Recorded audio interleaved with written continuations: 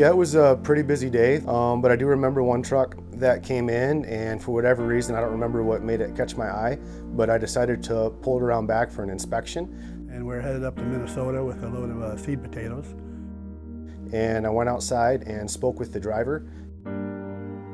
There was one violation that shut the vehicle down, meaning that it couldn't leave this site until it had been, a repair had been made to it. So I finished up the inspection paperwork, printed him off a list of the area mechanics that could come here and assist him in repairing his vehicle, and loading up my car. And I was going to run across the street, finish up some things over there before finishing up my shift for the day. As I remember, my wife says, I looked over at her and said, "Honey, I don't feel so good." And she said, I dropped my phone and I just flopped down on the steering wheel. And Sergeant Jones was just getting ready to leave for the afternoon. And I told him, I said, my husband's passed out, I can't get him to wake up. Ran back inside and called for an ambulance, grabbed the AED, and then went out to the truck. They couldn't get me out of the truck, so they laid me between the seats. So I had Jill's head right here in my hands, and he was already turning blue.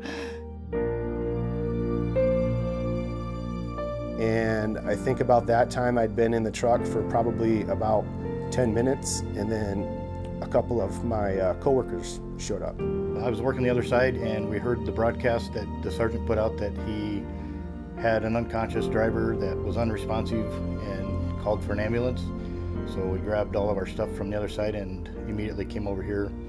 So about the time my coworkers showed up, some of the first responders showed up as well. They were trying to get him out of the truck onto the parking lot. They couldn't get him out. I jumped back in there and grabbed a hold of him, and we kind of shuffled him out the passenger side seat. Luckily, we were all lined up, so as we got him to the ground, there was a person right at his chest, so they just continued right in with the chest compressions, and we reattached the AED, and the first responders kind of helped take over and get the bag mask on him and continued on.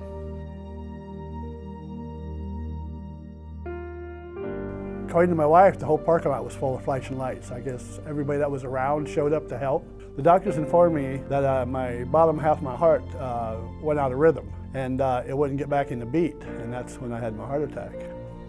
They found out that 3 of my arteries were blocked, and they decided while they were in there, they'd just do all 4 of them and be done with it.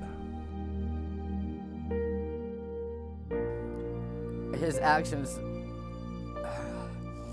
were really incredible. I was impressed and I was pleased, and I'm thankful for him saving his life. He's really a hero. And I give a great big thanks to everybody, because I wouldn't be here without him.